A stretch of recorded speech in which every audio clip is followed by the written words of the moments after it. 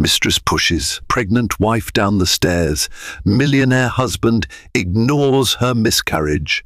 A pregnant heiress, a ruthless mistress, and a millionaire husband whose indifference chills the blood. This is the tangled web of secrets about to unravel. Adriana Harrington is moments away from motherhood when a devastating act of betrayal strikes at the heart of her once perfect life. With wealth and prestige coating the family's every move, no one expects the violence simmering beneath high society's polished veneer. But in a sweeping turn of events, the darkest of human emotions will come to light. Brace yourself for a tale of ambition, jealousy, and desperation that explodes into a tragedy so stunning it could shatter everything you thought you knew.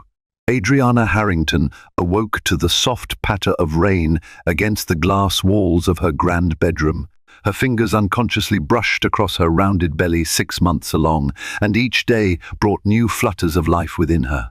Wealth and privilege surrounded her in every corner of the Harrington estate, a sprawling mansion perched on the outskirts of Greenwich, Connecticut. She had married Nathan Harrington 2 years ago, entering a world where comfort was second nature and money answered every dilemma.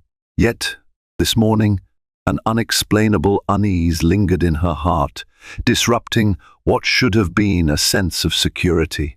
The corridors seemed oddly silent. Usually, the staff bustled at the break of dawn, preparing breakfasts fit for royalty, dusting every surface, and polishing the marble floors. But today, Adriana found the hush unnerving. She slid on a silk robe and stepped onto the landing that overlooked the ornate foyer.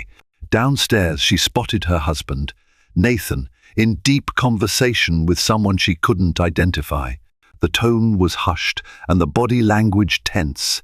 Adriana descended the winding staircase, her hand gliding along the carved banister. Her father, the late Charles Greenwood, had always told her that intuition was a powerful guide. She recalled his words as she approached Nathan, trying to quell the rising anxiety in her chest. A heavy hush fell over the foyer as her foot touched the last step. Nathan turned, his handsome features drawn, shadows marking his eyes like secrets. Next to him stood a woman with raven black hair, sharp cheekbones, and a confident stance that spoke volumes about her place in Nathan's life. Adriana smiled politely, though something about the woman set off alarm bells in her mind. She had no idea how profoundly this stranger would unravel her world. Her name was Vanessa Bloom, a name Adriana would soon come to dread. Nathan introduced her with a casual ease that stirred jealousy in Adriana's heart. According to him, Vanessa was a financial consultant, brought in to help restructure some of Harrington Industries' faltering departments. But the way Vanessa placed a hand on Nathan's arm, letting her fingertips linger, struck Adriana like an arrow of suspicion. Adriana tried not to overreact. After all, her hormones were running wild, and jealousy was not a trait she liked to admit. She nodded politely, forced a smile, and left them to their conversation, excusing herself for a doctor's appointment scheduled later that morning.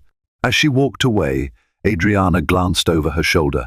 Nathan leaned in closer to Vanessa, whispering something that made the woman's crimson lips curl into a smile. An uneasy feeling followed Adriana into her car, where her personal driver, Joseph, waited. She couldn't shake the odd tension in her husband's demeanor or the glint of satisfaction in Vanessa's eyes. It seemed like everyone in the house was caught under an unexplained hush, like they knew something she didn't. At Dr. Megan Ross's office, Adriana attempted to refocus on the joy of her pregnancy. During the ultrasound, she heard the rhythmic thump of her baby's heartbeat, a reassuring sound that momentarily dissolved her worries.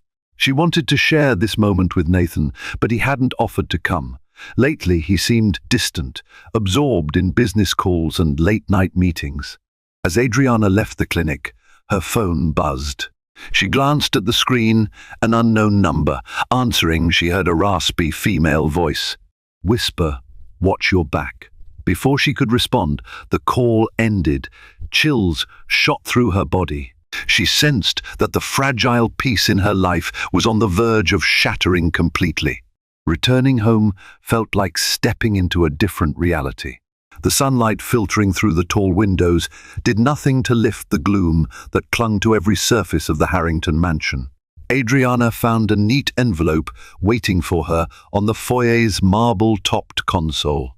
Inside was a note written in an elegant, looping script. "Be careful, some secrets can kill." A spike of alarm shot through her. Was this a joke? A threat? Unable to confront Nathan about it, directly he had been so distant lately, she tucked the note into her purse, determined to keep a watchful eye on everything around her. That evening, she dined alone at a massive walnut table in the formal dining room. Nathan had sent a text that he would be working late with Vanessa. Adriana picked at her meal, feeling both worry and anger swirl within her. She replayed her father's old advice, never make assumptions without fact. But all she saw were red flags. Seeking comfort, she decided to check on the family library, a place where she often found solace. Rows upon rows of leather-bound tomes offered an escape. But as she stepped inside, a figure by the tall window startled her. It was Lucy Harrington, Nathan's mother, a stern woman who seldom offered a friendly smile. Lucy regarded Adriana with a look of cool disinterest. "Does my son know you're up and about at this hour?" Lucy's voice was as cold as her demeanor. Adriana tried to suppress the shiver that crawled up her spine. She explained she was just looking for something to read, but Lucy's gaze flickered with an unspoken question, almost as if she suspected Adriana of prying. The tension in Lucy's stare did nothing to calm Adriana's nerves. Quietly, Adriana wondered if Lucy had any idea about the new woman in Nathan's life, or if she had even orchestrated it. Lucy Harrington's formidable presence in the household was well known. She was protective of her son, fiercely loyal to the Harrington legacy. Yet, she was never warm with Adriana. Since the wedding, Lucy had voiced subtle disapproval, citing how Adriana came from old money that had nearly gone bankrupt after her father's death. Lucy feared Adriana was more of a burden than an asset, a woman who might dilute the Harrington fortune rather than enhance it. That night in the library, Lucy's narrow eyes pinned Adriana in place. "Your pregnancy is bringing a new heir into the family. It's not something to be taken lightly," Lucy said, her voice tinged with an almost threatening undertone. Adriana swallowed, feeling the weight of Lucy's expectations. Could Lucy somehow be part of the tension swirling around her marriage? The older woman's protective nature might fuel dangerous decisions, especially if she perceived Adriana as unfit or inconvenient. In the days that followed, Lucy made sporadic appearances, always observing Adriana with silent judgment. Meanwhile, Vanessa Bloom's presence in Nathan's life became increasingly obvious. Instead of discussing financial reports in the office, Vanessa visited the estate, sometimes late into the evening. Whenever Adriana tried to corner Nathan for a conversation about it, he waved off her concerns. "You're imagining things," he said one night, dismissing the look of despair on Adriana's face. "Vanessa is a consultant. She's helping me fix some dire situations in the company." But Adriana couldn't ignore how Vanessa looked at Nathan, how she casually invaded their private spaces, leaving her perfume lingering in the foyer or a scarf thrown over the back of a chair in the living room. It felt invasive, like she was carving out her territory, making herself at home. In these mounting moments, seeds of distrust flourished, painting Adriana's once peaceful world in sinister shades of doubt. The final straw came on a stormy afternoon when Adriana, feeling uneasy at home, decided to pay a surprise visit to Harrington Industries. She wanted to see Nathan in his corporate domain, perhaps bring him lunch, and attempt to rekindle a spark of affection. With the help of her childhood friend, Serena Parker, she arranged a quiet entrance into the building, hoping to avoid turning heads. While waiting by the executive elevators, Adriana noticed Vanessa stepping out of Nathan's office. The way Vanessa adjusted her outfit, smoothing out wrinkles with a smug little smile, made Adriana's stomach churn, heart pounding. Adriana approached. "Vanessa," she began, voice trembling with a fury she struggled to contain. "I need to speak with you." Vanessa's eyes flared with surprise before sliding into an icy glare. "Mrs. Harrington, how can I help?" she asked, in a tone dripping with false politeness. Adriana steeled herself. "I see how you behave around my husband. Whatever your intentions are, I suggest you stop before you embarrass yourself or—" Vanessa's laugh was low and mocking. "Embarrass myself? You really have no idea who you're dealing with, do you?" Before Adriana could respond, Nathan emerged from his office. He glanced between the two women, clearly alarmed at the confrontation. Adriana could barely speak for fear of what she might say or do. Nathan took Vanessa's side immediately, placing a comforting hand on her shoulder. "Adriana, stop this," he snapped, anger flashing in his eyes. "Vanessa is here for work. You're out of line. To stand there, pregnant and vulnerable, watching her husband choose this woman's side over hers, shattered something inside Adriana. She turned on her heel and walked away, tears burning her eyes. In that moment, betrayal sank its claws into her heart, and she vowed to protect herself and her unborn child, no matter the cost. Days passed in a haze of tension. Adriana avoided Nathan as much as possible. Their once lively bedroom was now a silent battleground. She found solace talking to her brother, Mark Greenwood, who had come to visit from Chicago. Mark noticed the shift in Adriana's demeanor immediately. Over coffee in the sunroom, she poured out her suspicions, Nathan's increasing coldness, Vanessa's bold intrusion, and the strange, threatening messages.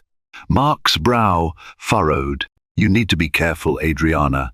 You're carrying his heir, and that might put a target on your back." She nodded, thankful to have at least one person who believed her. That same evening, Adriana settled into her room early, desperate for rest. She found a note slipped under her door. This time, it was a typed message. "You won't stand in my way forever. One misstep, and everything you have will crumble." Heart pounding, she tucked the note in her nightstand. Sleep was elusive. Around midnight, she rose to get a glass of water from the kitchen. The mansion was dark, lit only by faint security lights. As she carefully descended the spiral staircase, a soft sound footsteps echoed behind her. A sudden push between her shoulder blades sent her tumbling forward. Time slowed. Adriana's scream tore through the stillness as her body pitched down the stairs. She landed in a heap at the bottom, a sharp pain radiating through her abdomen, her vision blurred, her breath coming in ragged gasps. Footsteps rushed away, disappearing into the shadows. She tried to call out for help, but her voice was choked by anguish and fear. Her fingers trembled as she cradled her belly, desperate to sense movement from the baby. Terror seized her heart. In that moment, Adriana knew this wasn't an accident. Someone wanted her, and possibly her child, gone. When Adriana regained consciousness, she found herself in a hospital bed. The antiseptic smell, the beeping machines, and the hushed voices of nurses filled the white-walled room. Her world felt suspended in a fog of pain and heartbreak. Mark sat beside her, his eyes rimmed red, a silent testament to the tragedy that had unfolded. "What happened?" Adriana asked weakly, though she already knew. Her hand instinctively went to her belly.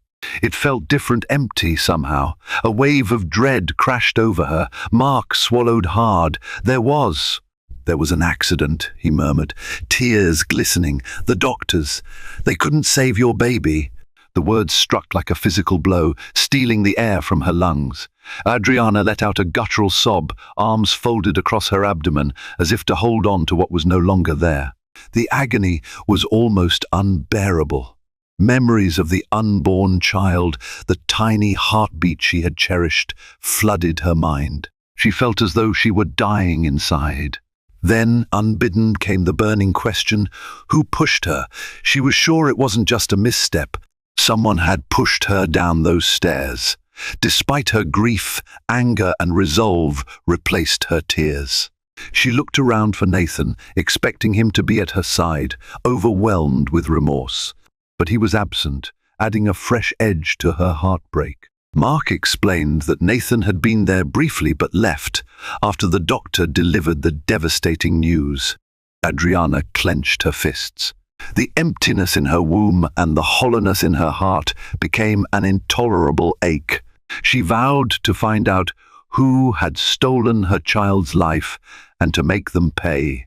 Her world was shattered, but a fierce determination kindled like an ember amid the wreckage, promising that she would not stop until the truth was laid bare. Adriana spent 2 days in the hospital, undergoing tests and healing from the bruises and internal trauma. Yet the emotional wound was the most gaping. The doctors recommended counseling to handle the loss of her baby, but she felt no desire to open up to a stranger when her own husband seemed so cold and distant. Nathan visited on the second evening, a mere half-hour cameo. He stood by the door, arms folded, posture stiff. He offered rote sympathy, never once meeting her eyes with genuine remorse. Instead, he focused on the unfortunate accident and how it might affect the family's reputation. Adriana was appalled. "Our reputation? What about our child?" she demanded, her voice cracking under the weight of fresh grief. "We lost our baby, Nathan." Nathan's gaze flickered away. "I know this is difficult, Adriana, but we can try again. You're young." His words lacked warmth, almost as if he'd rehearsed them. She stared at him, shock and heartbreak intertwining. Could this be the same man she once adored? The weight of betrayal pressed on her chest. Someone had pushed her, stolen their child's life, and he was acting as if it were a trivial setback. Before leaving, Nathan dropped a final blow. "Mother has arranged for a caretaker to look after you at home. Focus on recovering. I need to handle business matters. Vanessa has stepped in to manage some urgent tasks, so I'll be busy."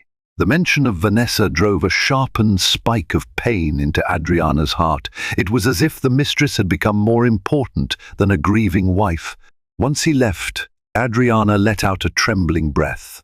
Reality was stark. She had lost her baby, and the one person who should grieve alongside her seemed utterly indifferent. Slowly she closed her eyes, and a single thought reverberated through her mind: find the truth, no matter what it takes.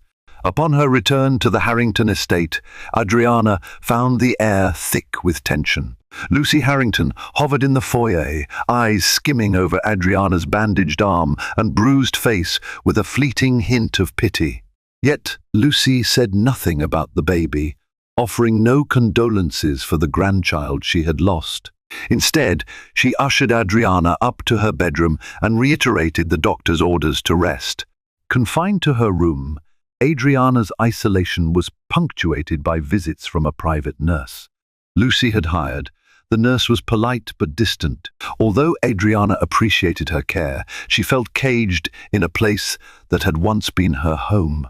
After a week, Adriana discovered a stroke of luck. The household staff seemed to sympathize with her plight.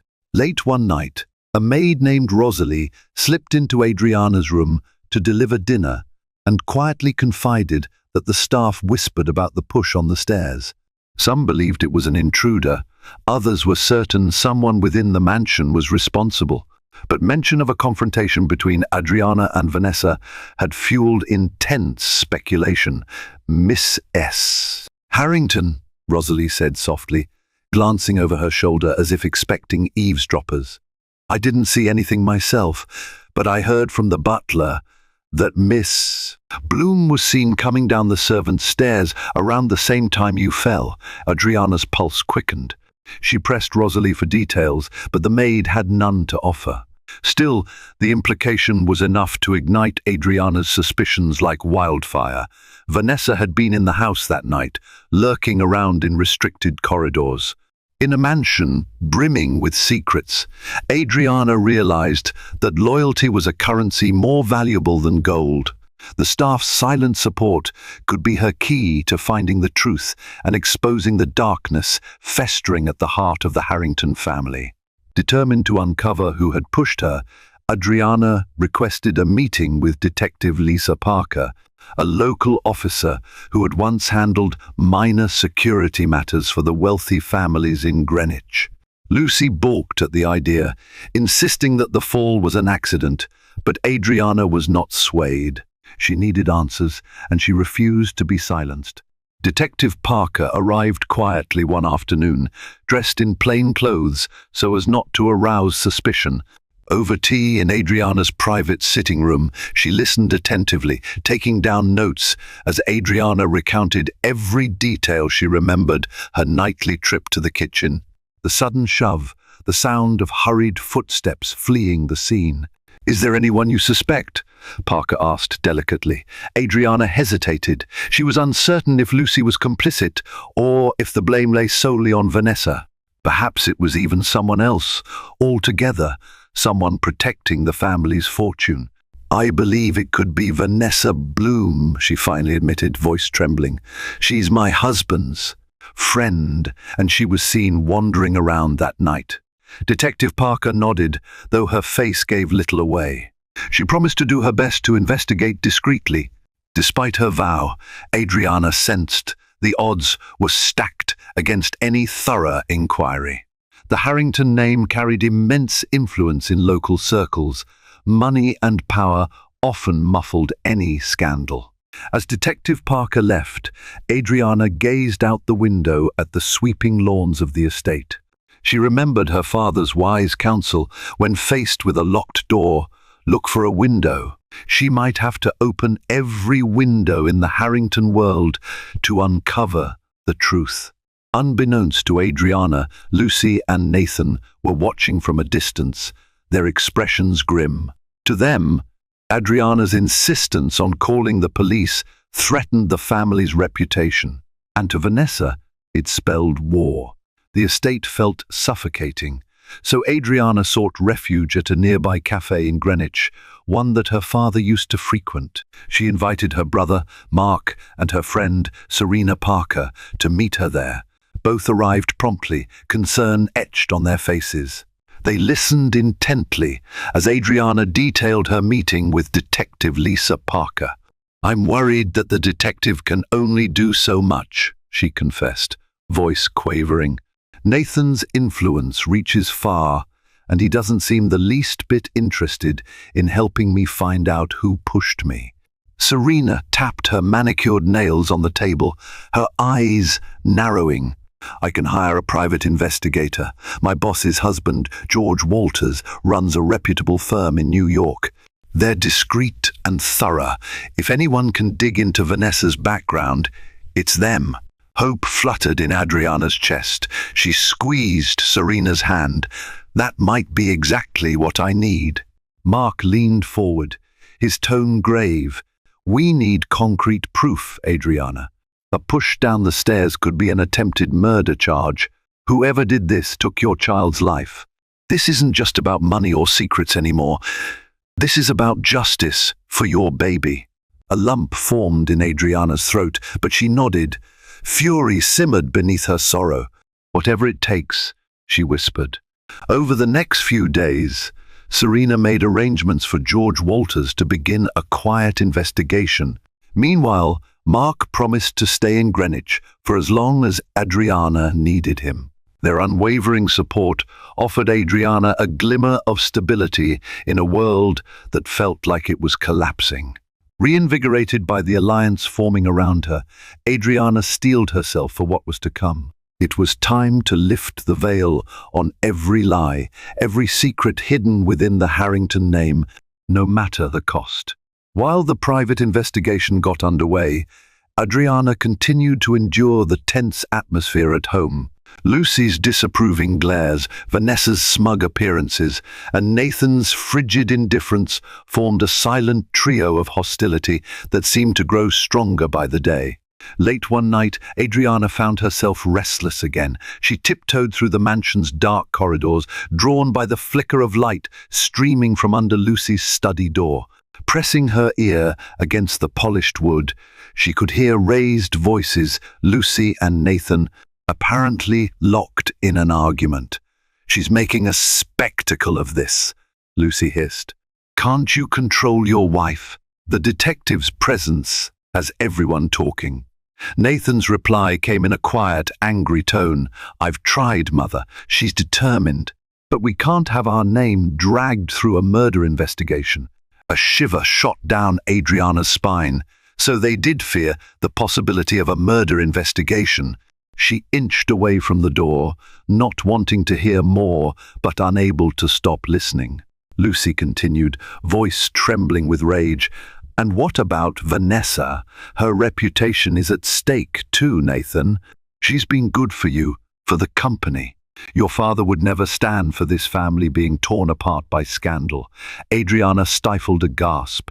The words were a stark admission of Lucy's preference for Vanessa's well-being over Adriana's heartbreak. It was horrifying to confirm the suspicion that Lucy supported her son's affair, or at least tolerated it for business reasons. Steadying herself, Adriana crept back to her room. As her heart thudded, she couldn't shake the feeling that Lucy, Nathan, and Vanessa were all entangled in something far darker than just an affair. Their conversation suggested they knew more than they let on, and perhaps Lucy was even orchestrating ways to protect her precious family legacy, regardless of the cost to Adriana's life. The next afternoon, Serena delivered surprising news from the private investigator, George Walters. He had dug up information about Vanessa Bloom's past that painted a far different picture than the polished financial consultant facade she presented. Over a secure phone call, George relayed the findings. Vanessa Bloom isn't her real name. She was born Vanessa Torre in a small town in upstate New York. She changed her name after she married. He paused, flipping through notes. A wealthy businessman named Vincent Bloom. Their marriage ended under suspicious circumstances when he died in a boating accident. Vanessa inherited a hefty sum, fueling her subsequent entry into high-end business consulting. Adriana's blood ran cold. "Suspicious circumstances?" she asked, voice barely above a whisper. George sighed. The official report was an accident, but local rumors suggested foul play. The case was never reopened, though. With money and connections, Vanessa seems to have navigated those waters unscathed. Adriana exchanged worried glances with Serena and Mark. Was Vanessa capable of murder? Could she truly have orchestrated the push that caused Adriana's miscarriage? The possibility that Vanessa had a history of targeting wealthy men, removing obstacles, and walking away with fortunes was terrifying. "What do we do with this?" Adriana asked, her voice trembling. "We gather more evidence," George replied firmly.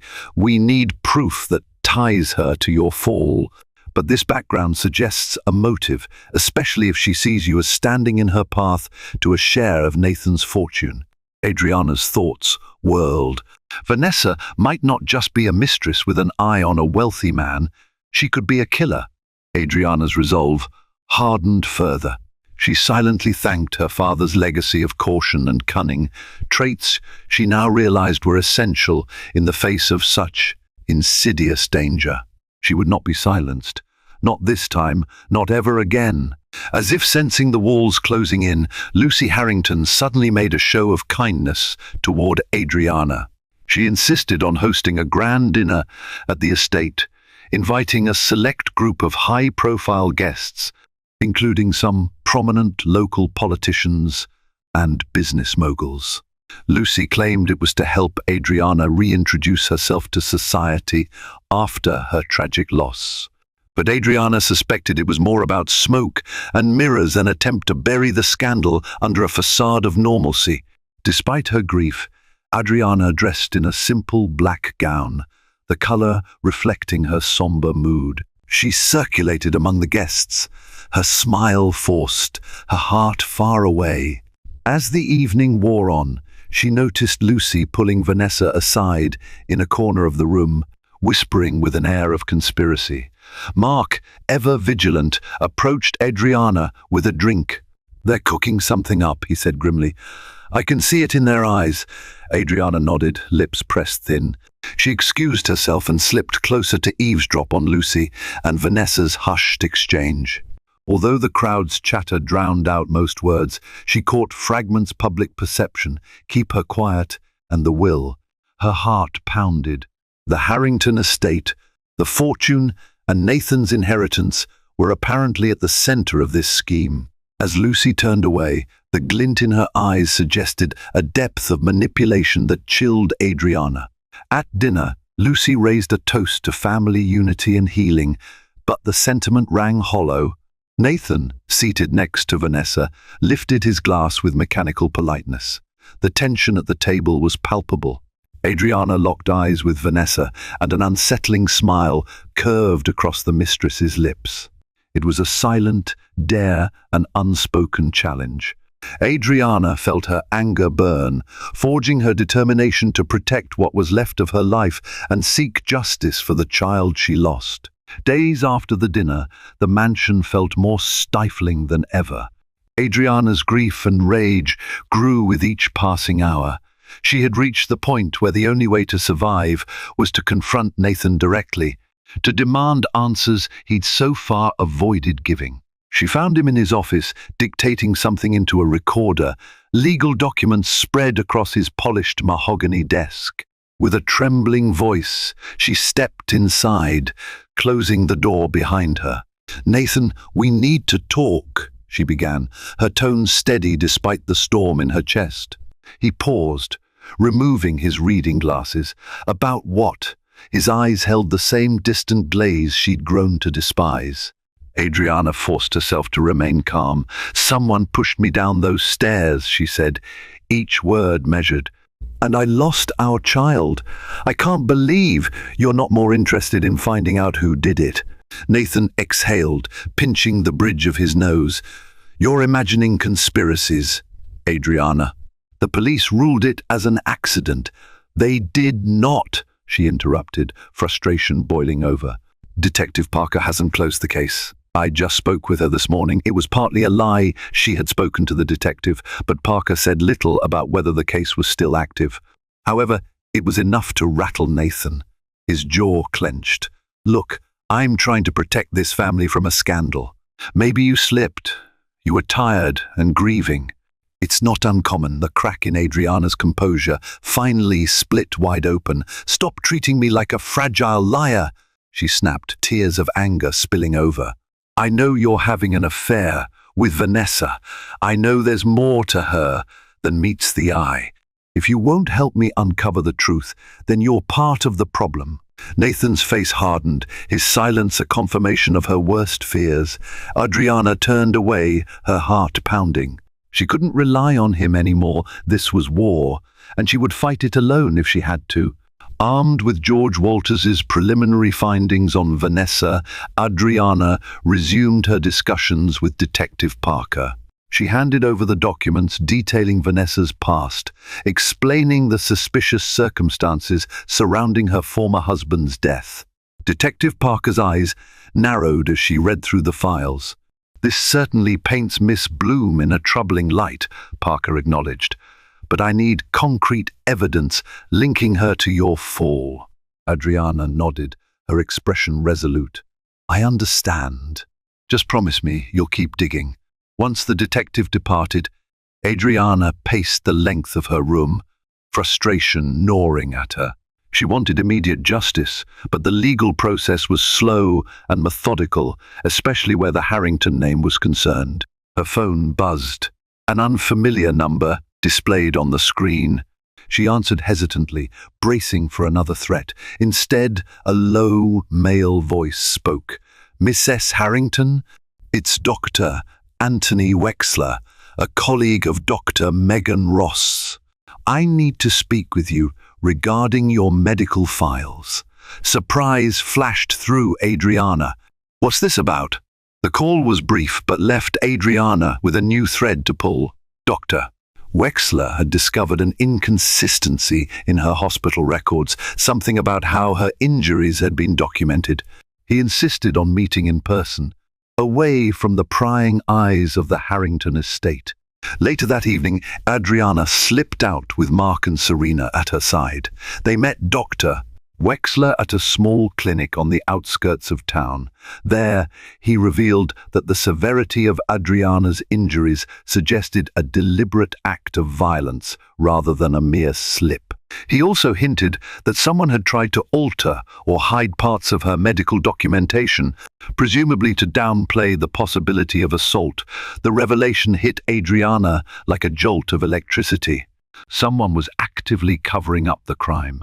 Now more than ever, Adriana knew she was on the right path. She just hoped she could survive it. Amid the chaos, a letter arrived from the Harrington family attorney. It stated that the old Harrington Trust Fund, a massive portion of the estate's wealth, was set to be restructured. The letter invited Adriana to meet at the law firm's office the following week. Curiously, the letter mentioned that Nathan intended to modify his will, citing recent family developments. Alarm bells rang in Adriana's mind. If Nathan was changing his will right after she lost their child, it could only mean one thing: the Harrington family was protecting their assets from her. The sudden push to rearrange the inheritance could even suggest that Lucy and Nathan believed Adriana might not remain in the picture for long. Fueled by dread, Adriana discussed the matter with Mark. He frowned, tapping the letter. They might be trying to cut you out of any inheritance, especially now that there's no baby involved. The possibility sent a chill through Adriana. She recalled the conversation she'd overheard between Lucy and Vanessa about the will. This was the final piece of the puzzle, linking the push on the stairs to a financial motive.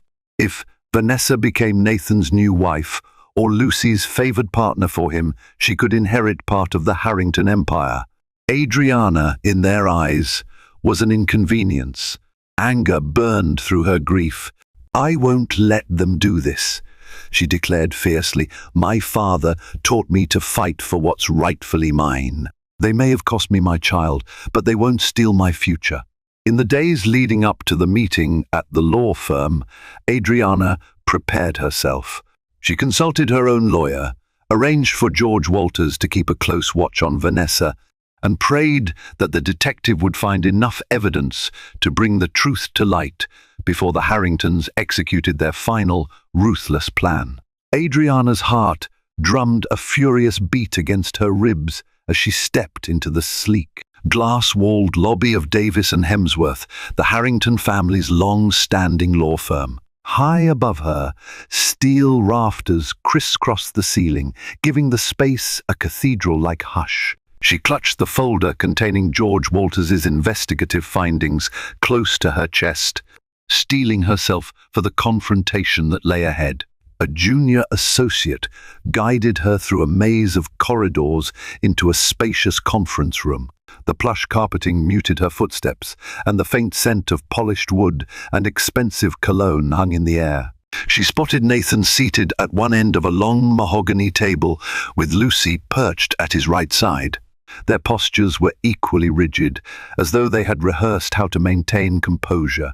A tall stack of legal documents waited before them, overseen by Franklin Dyson, the family's formidable attorney.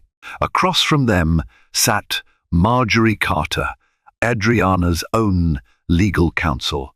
Marjorie was a seasoned attorney known for her calm tenacity in the face of intimidation. She offered a slight nod of encouragement as Adriana took her seat. "Welcome," Franklin Dyson said in a measured tone. He wore a crisp navy suit, and his eyes flicked from Adriana's face to the documents she hugged protectively. "We're here to discuss the trust, restructuring, and Mr. Harrington's revised will. Let's begin." Nathan cleared his throat. "Yes, I intend to allocate certain assets differently," he began, though his voice lacked its usual confidence. His gaze flickered toward his mother, who offered him a terse nod. In light of recent events, he continued, we believe it's prudent to ensure that Harrington Industries and our family holdings remain on stable footing. Adriana fought to keep her temper in check. A swirl of anger, grief, and betrayal surged within her. Is that how they were framing this? An act of prudence? She could almost see the calculations running through Lucy's mind, how to protect the family name, how to keep Adriana from any real power or wealth. The memory of her fall and the precious life she had lost simmered just beneath her composure. As the discussion moved into legal jargon, Lucy cut in with the precision of a hawk. We all know the situation has been difficult, but we must do what's necessary to maintain the Harrington legacy. This restructuring is not meant to harm anyone. It's simply what is best for the estate. Marjorie leaned forward, her voice cool. Miss S. Harrington Adriana deserves to know the specifics of these changes. She's been a part of this family, and until recently, she was carrying its heir. Revisions to the will under such circumstances merit thorough explanation. Lucy's expression hardened. Circumstances change. We can't dwell on tragedies forever. Something in Adriana snapped at those words. The mention of her miscarriage, brushed aside as a mere tragedy, made her press her fingernails into her palms until it hurt. She drew a slow, steadying breath before speaking. I appreciate we're all here to discuss financial matters, but I won't ignore what happened to me and to my child. A flicker of annoyance crossed Franklin Dyson's face. Miss S. Harrington, he said carefully, we sympathize with your loss. However, these proceedings are strictly about estate management. Perhaps we should focus. No, Adriana interrupted, her voice low and resolute. She placed the folder on the table and slid it towards Dyson. This is about far more than money. There is a criminal investigation into my fall, and I have reason to believe it wasn't an accident. Inside that folder is evidence of Miss Vanessa Bloom's disturbing past and details pointing to a deliberate attempt to harm me. A heavy silence descended over the room. Lucy's spine went rigid, and Nathan paled, his carefully practiced facade cracking at the edges. Dyson hesitated, then reached for the folder, flipping through its contents with a growing frown. Adriana continued, her voice gaining strength. I want it documented here, in front of my attorney and yours, that I suspect someone in this family, or associated with it, orchestrated that push. If anything else happens to me, I want my concerns on record. I won't be silenced. Lucy tried to mask her discomfort with a brittle laugh. You're paranoid, Adriana. This is outrageous. Marjorie calmly cut her off. We won't engage in name-calling, Miss S. Harrington. My client is exercising her right to protect herself. Given the gravity of her suspicions, it's entirely appropriate to raise them now, especially as you move to alter financial arrangements that could disadvantage her. Nathan opened his mouth, but no words came out. His gaze kept drifting to the folder. Page after page, Dyson's eyes widened, particularly at the portions about Vanessa's previous marriage and the suspicious circumstances of her husband's death.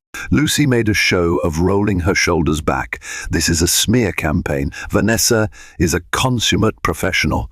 She's done valuable work for Harrington Industries, professional or not, Adriana interjected. She's got secrets, and I believe her secrets have cost me my child.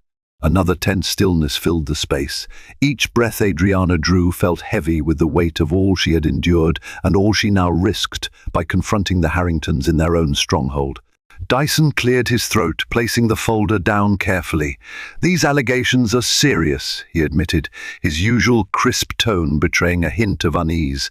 If there's an active police investigation, we may need to pause any drastic changes to the will until the matter is resolved. Nathan's face fell. He seemed torn, glancing at Lucy for reassurance, but Lucy offered none, only a severe, icy glare. At last, he dragged his gaze to Adriana. His voice was barely above a whisper. I never wanted it to go this far. he said, though his words held no comfort. Adriana found no solace in his lukewarm confession. She rose to her feet, meeting Lucy's stare head-on. "I won't allow you to bully me out of my rights or bury the truth about what happened. My child deserves justice, and I won't rest until I get it." With that, she turned on her heel and strode from the conference room, Marjorie close behind. Her heart hammered, but a fierce sense of validation swelled within her. She had done it, spoken her truth in the lion's den. Behind her, she could almost hear the cracks forming in the Harringtons' carefully constructed fortress of power, each tiny fracture inching them closer to a day of reckoning. In the corridor, she exchanged a look of grim satisfaction with Marjorie. Though the battle was far from over, Adriana felt a surge of renewed purpose. Fear still lingered in her veins, but so did a quiet exhilaration. She was no longer alone, and now the Harringtons knew she would not go quietly into the shadows. That single act of courage would reshape the entire game, and as Adriana walked away, she sensed the tide beginning to turn in her favor, each step resonating with a small but vital victory. That very evening, chaos erupted at the Harrington estate. Word spread quickly that Adriana had gone public, at least in a legal context, with her suspicions. Under George Walters's guidance, she'd also provided statements to Detective Parker. The local press, always eager for high society scandals, caught wind of brewing conflict within the Harrington empire. Nathan confronted Adriana in their once shared bedroom, eyes ablaze with a mixture of rage and desperation. "You've humiliated me," he seethed, slamming the door behind him. "My name is in every gossip column, and the board is questioning my judgment." Adriana faced him calmly. "You humiliated yourself by bringing Vanessa into our marriage," she said, voice steady despite her trembling hands. "By ignoring our child's death and covering up a crime. I won't be silent anymore."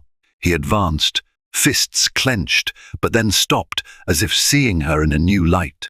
"I never wanted this," he muttered, his anger seemingly deflated by a flicker of guilt. "You don't understand what Mother expects of me, what the Harrington name demands." In another corner of the mansion, Lucy raged at the household staff, threatening to fire anyone who dared speak to the press. She made frantic phone calls, possibly to political connections, trying to quash the whispers of an attempted murder.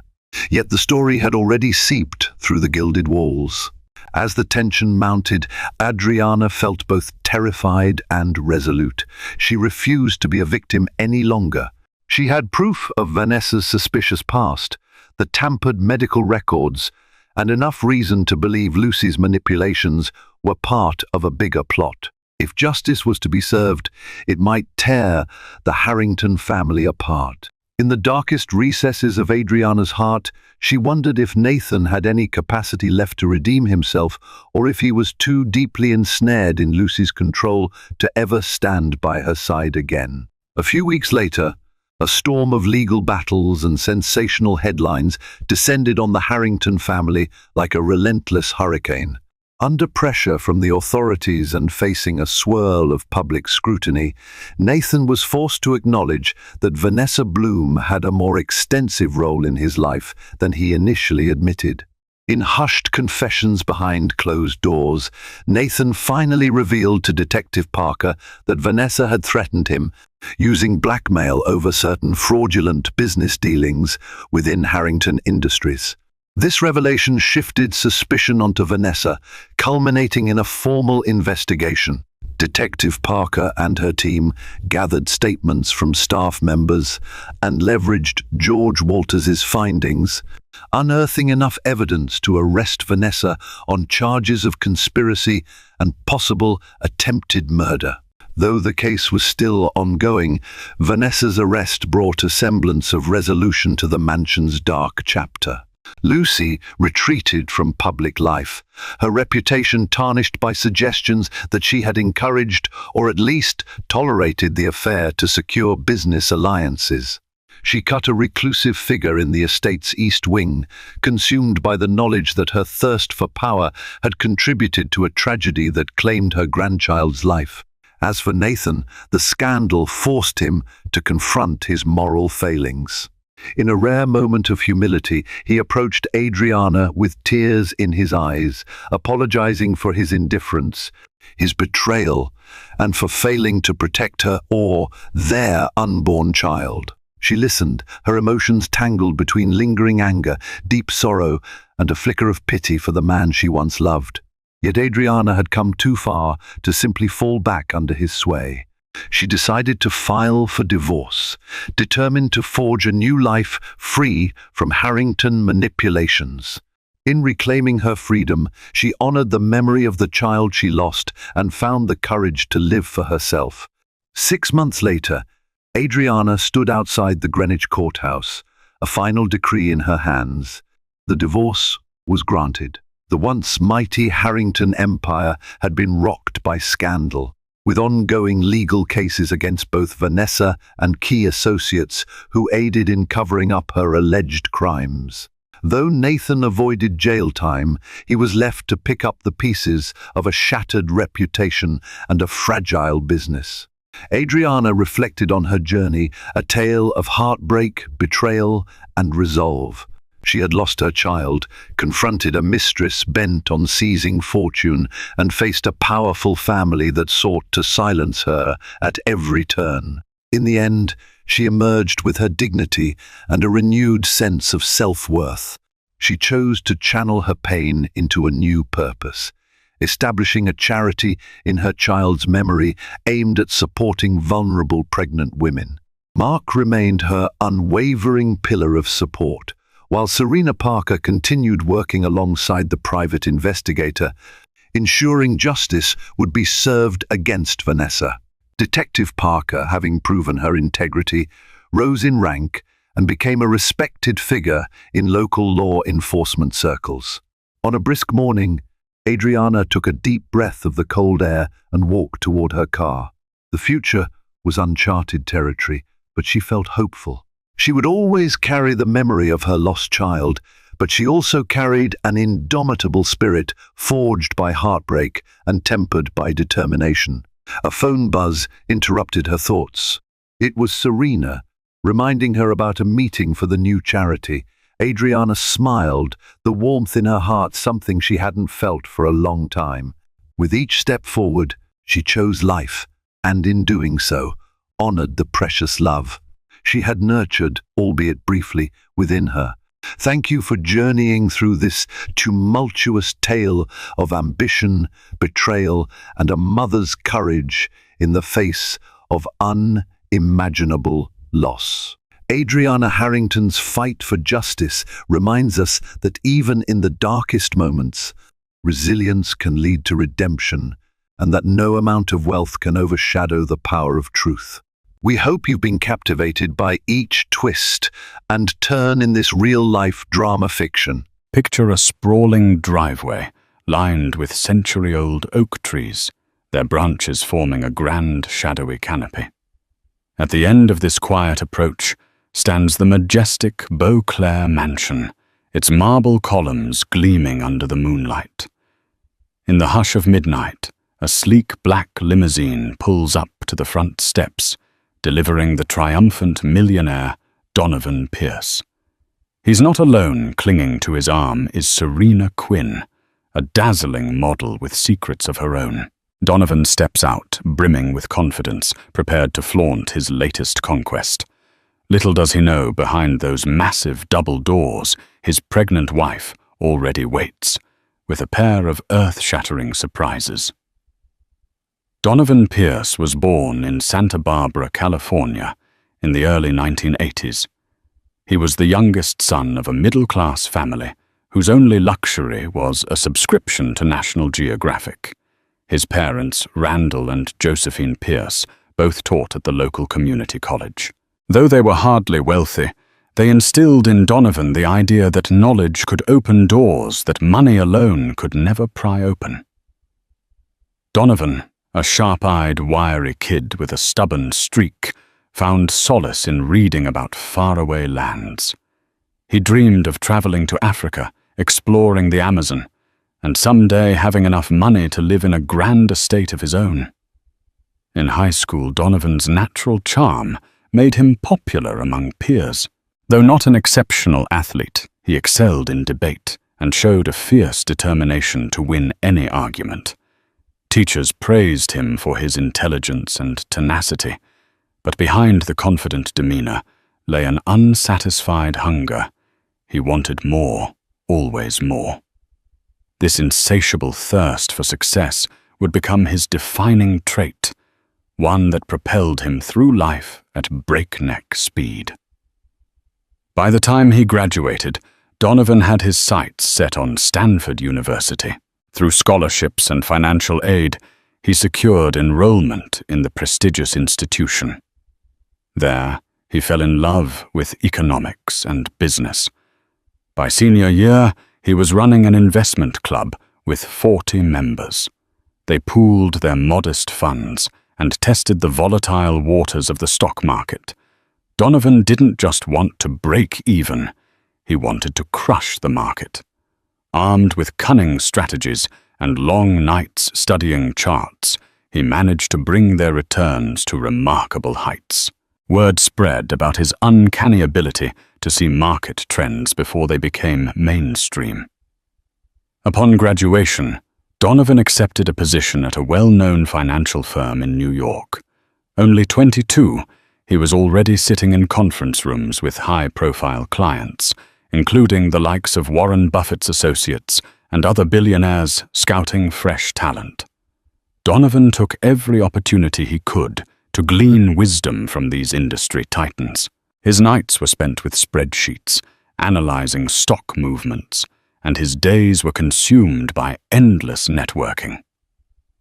Over the next decade, Donovan rose to prominence.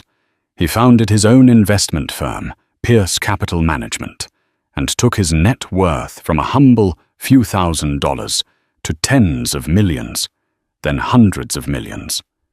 Eventually, his name appeared on the covers of financial magazines. He became a recognized figure, invited to speak at conferences worldwide.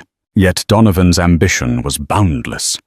He set his eyes on surpassing every record in the book and building a personal life that reflected his success. It was during this lofty ascent that he met Elizabeth Radcliffe, a descendant of old money. Elizabeth was a well-educated philanthropist, known for championing causes related to women's health.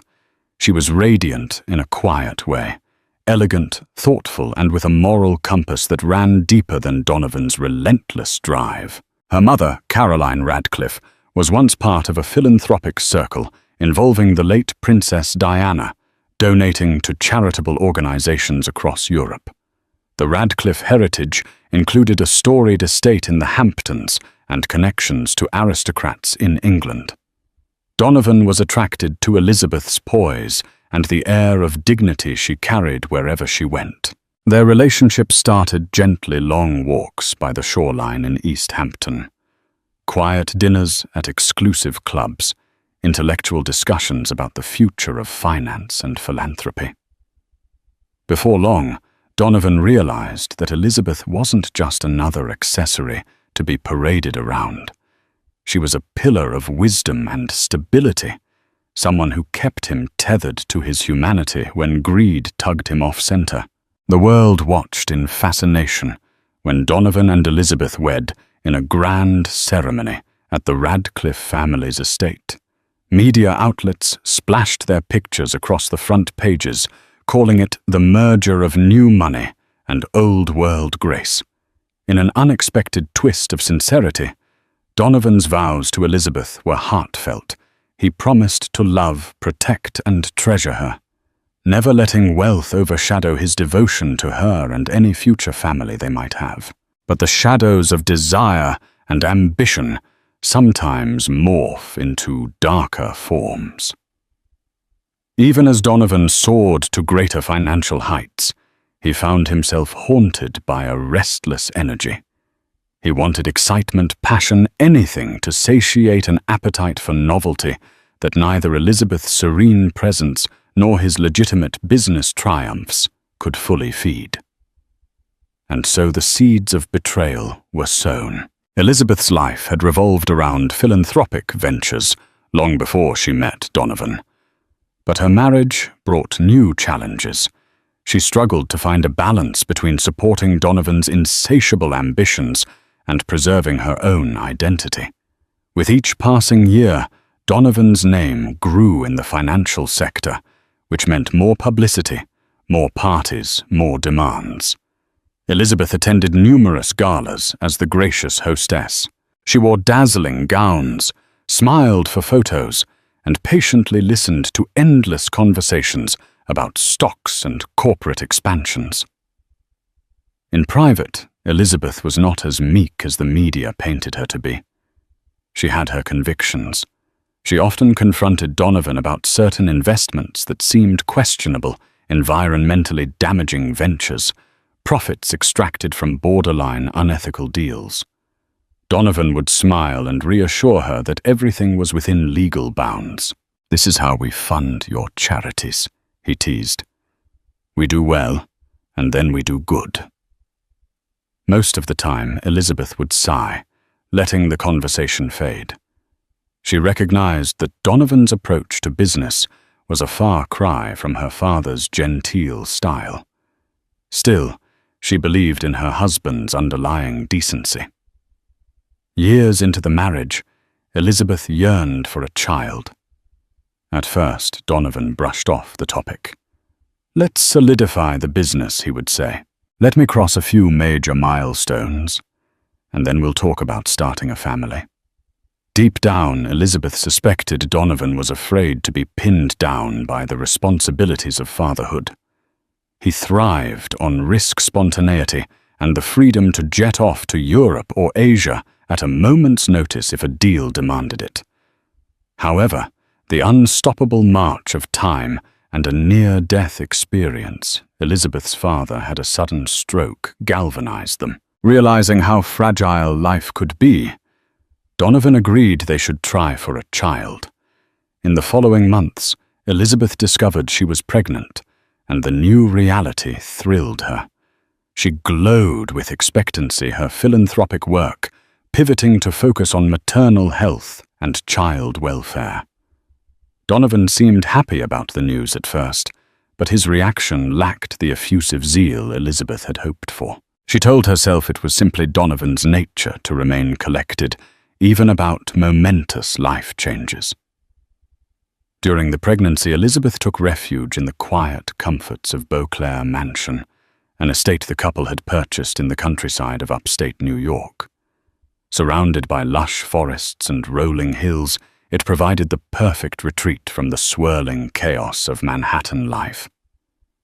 There, away from public scrutiny, Elizabeth could focus on preparing for motherhood. Donovan often visited on weekends, always claiming he was too busy with urgent business deals during the week. As months rolled on, Elizabeth began to suspect that Donovan's late nights and business trips might not all be about closing deals. Even so, Elizabeth tried to cast aside her doubts. She had twins on the way, 2 lives growing within her 2 blessings that she believed would knit her and Donovan closer together. She wrote in her diary each day, documenting every emotional shift, every flutter in her belly, and every dream she had of a future filled with children's laughter, echoing through the mansion's halls. In these private moments, Elizabeth recounted her grandmother's stories of how love in a marriage was tested in unthinkable ways, but devotion and faith often carried couples through the darkest storms. She had no idea that her test would come so soon, or in such a heart-wrenching manner. Serena Quinn was the kind of woman people instinctively watched as soon as she walked into a room. With almond-shaped hazel eyes and wavy auburn hair cascading to her waist, she emanated a fiery energy that demanded attention. She had been raised in a modest household in San Diego, her father a retired Marine, her mother a struggling painter. Despite their limited means, Serena's parents poured their hearts into supporting her talents, whether it was ballet painting or modeling. By 18, Serena signed with an upscale modeling agency and discovered a taste for the finer things in life. The swirling lights of fashion, Show's designer gowns, and the glittering stares of cameras dazzled her. She lived for backstage parties and exclusive VIP events where she rubbed shoulders with celebrities and moguls. Over time, she learned how to charm men of power. That charm wasn't always innocent. For Serena, it became a method of survival and advancement in a cutthroat world. If she played her cards right, she could secure financial stability that might otherwise elude her. Her path crossed with Donovan Pierce on a private yacht off the coast of Monaco. Donovan was there for a high-profile tech conference, and Serena had been hired to model for a European luxury brand.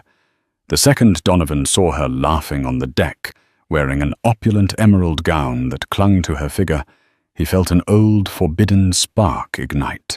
He introduced himself with characteristic smoothness, Donovan Pierce, of Pierce Capital Management. Might I ask whose stunning presence I'm fortunate enough to share this deck with? Serena knew the name anyone in high society did. She smiled coyly. Serena Quinn. A pleasure to meet you, Mr. Pierce. Over champagne flutes, they exchanged banter about the future of cryptocurrencies and the enthralling but superficial nature of fashion. She was witty. He was enthralled. One conversation led to another, and soon the shimmering lights of Monaco's coastline faded into the hush of the night. Donovan found himself lost in Serena's raw magnetism, a stark contrast to Elizabeth's graceful composure. Despite knowing full well that he was married, his ring was conspicuous, and the media had documented his marriage extensively. Serena fueled Donovan's flirtation. To her, men like Donovan offered not just adventure, but entry into circles with deeper pockets. The moral transgression didn't worry her. She had grown accustomed to seeing powerful men cheat on their wives, and in her line of work, infidelity was treated as a negotiable taboo. Before the yacht docked, Donovan and Serena shared a clandestine kiss on the upper deck, hidden from prying eyes by the summer darkness. Donovan told himself it was just a fleeting moment of indiscretion. He was a man on top of the world. Why shouldn't he savor every flavor of pleasure life offered? But fleeting infatuations can quickly grow into an all-consuming secret. When Donovan returned to New York, he found excuses to see Serena again, ostensibly for business, though they both knew it was anything but. She became his shadow at exclusive clubs, late-night penthouse soirees and business trips where he needed a companion to keep him entertained. He showered her with designer handbags, diamond jewelry, and even helped her land more lucrative modeling gigs. Serena, for her part, clung to Donovan's generosity, offering him the rush of a hidden romance he couldn't get from his stable married life. Weeks turned into months, and their affair deepened. Serena reveled in the luxurious life Donovan provided: 5-star hotels, exotic vacations, lavish gifts. Meanwhile, Donovan craved her presence like a drug, ignoring any semblance of guilt. He told himself Elizabeth was preoccupied with her charities. Her pregnancy, there was no harm in letting off some steam. In a moment of recklessness, Donovan invited Serena to spend a weekend at Beauclair Mansion. It was an impulsive plan, born from a chaotic swirl of desire and pride. After all, Elizabeth was supposed to be spending those days in Manhattan for a friend's baby shower, or so Donovan believed. Little did he realize Elizabeth had cut her city trip short, too exhausted to endure the social rigmarole, and determined to relax in her own home. Destiny was about to orchestrate a collision of secrets, lies, and revelations that would upend everyone's lives. Under the silver glow of a crescent moon, Donovan's limousine glided up to Beauclair Mansion's gates. The estate's sweeping landscape looked hauntingly beautiful. Tall cypress trees swayed, and the ornate fountain at the entrance sparkled with watery moonbeams. Serena leaned against Donovan in the back seat, her manicured nails lightly tracing patterns on his arm. She giggled. "I can't believe you own all of this. It's like a castle from a fairy tale." "Wait until you see the inside," Donovan bragged. "Your jaw will drop." He had always wanted to show off Beauclair to Serena. It was one of his ultimate trophies, a testament to how far he'd climbed from his humble upbringing. He had told the chauffeur to arrive late, betting that the staff would be minimal at this hour. Normally, Elizabeth might have been at the mansion, but Donovan was confident she was in Manhattan until Monday. He anticipated a weekend of unrestrained passion and indulgence, free from prying eyes and moral repercussions. To ensure privacy, Donovan had earlier texted Mrs. Hathaway, Beauclair's long-standing housekeeper, telling her to take Sunday off. He explained that he had a private gathering with an important client. Mrs. Hathaway dutifully obeyed, leaving only a skeleton crew on night duty. Donovan had also given strict instructions to keep the gates closed and to remain out of sight unless summoned. Everything was orchestrated like a stage play, with Donovan as the star performer. However, Donovan's carefully crafted plan crumbled the moment the limousine approached the circular driveway.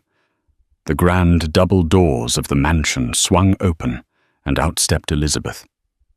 Clearly pregnant, her usually gentle face etched with outrage. Her hand rested protectively on her belly, the fabric of her pale blue maternity dress fluttering in the night breeze. The overhead carriage lights illuminated her figure, making her look both ethereal and formidable. Donovan felt his breath catch in his throat.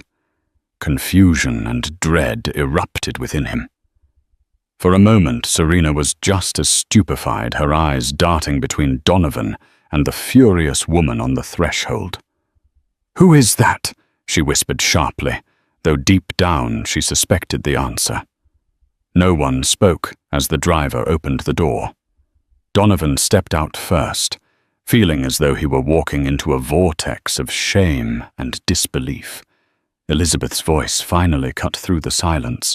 "So it's true," she hissed. "All the late nights, the secret phone calls, I tried to tell myself I was just being paranoid." Donovan opened his mouth but couldn't form words. Elizabeth's expression twisted a lethal mix of heartbreak and anger. Her gaze flicked to Serena, who also emerged from the limousine, her face partially hidden by large designer sunglasses she'd neglected to remove. For a second, Serena contemplated slinking back inside the car, but she was too frozen to move. Beneath the mansion's elegant facade, the entire world was about to unravel. Inside Beauclair's sweeping foyer, marbled floors gleamed under a chandelier of crystal teardrops. Donovan stood rooted near the grand staircase, Serena a few feet behind him, feeling acutely like an intruder. Elizabeth, with tears in her eyes, demanded answers. Her voice echoed off the polished surfaces, driving home the magnitude of this confrontation. "How long has this been going on?" she shouted, eyes locked on Donovan. "How many times have you lied to me?" Serena's gaze darted nervously. She cleared her throat and decided on an apology, but it sounded hollow even to her own ears. "I'm so sorry." I didn't realize Elizabeth cut her off. "Didn't realize what exactly? That he has a wife? That I'm carrying his children?" Her voice trembled with bitterness, and her hands pressed against her swollen belly. Donovan finally snapped out of his stupor. "Elizabeth!" He began stepping closer. "I didn't mean for any of this." She pulled away, tears shimmering on the brink. "Don't come near me." At that moment, thunder rumbled in the distance. It felt as though nature itself lamented the betrayal unfolding within Beauclair's walls. Donovan's mind churned, searching for a plausible explanation, an apology, a gesture that might quell the fury and heartbreak swirling through the foyer. Yet nothing he could say would excuse what he'd done. Behind him, Serena said softly, "I'll just get my things and go." She aimed for an exit strategy, hoping to salvage any shred of dignity. But Elizabeth wasn't done. "So you leave now, and what then? Another rendezvous in some penthouse next week? Another weekend in a mansion you both think you own?" She shot Donovan a look of pure venom. "You want to embarrass me in front of the entire world, Donovan, because the paparazzi will eat this alive. There's no hiding from it." A hush enveloped them, broken only by the faint pitter-patter of rain starting outside. Serena gripped her handbag, panic in her eyes. Donovan realized in that instant the severity of his situation. A pregnant wife, a mistress, and a public image that could collapse under the weight of scandal. Before anyone could speak again, Elizabeth crumpled to her knees, a sharp cry escaping her lips. Donovan rushed to her side, alarmed. "Elizabeth!" he exclaimed. "What's wrong?" Her face contorted in pain, her arms instinctively encircling her belly. I think something's wrong with the babies." The sight of Elizabeth in apparent distress jolted Donovan's paternal instincts. He forgot about Serena, about the affair, about everything else. He scooped Elizabeth into his arms. "We need to get you to the hospital," he said, voice trembling. At his instruction, the still-present chauffeur quickly rearranged plans to drive to the nearest emergency room. By now, Serena was shaking, unsure if she should stay or slip out unnoticed. Ultimately, she followed them to the limousine perched uncomfortably in the back seat, while Donovan cradled Elizabeth. The ride felt like an eternity each second, thick with tension and fear. Never had Donovan felt so powerless.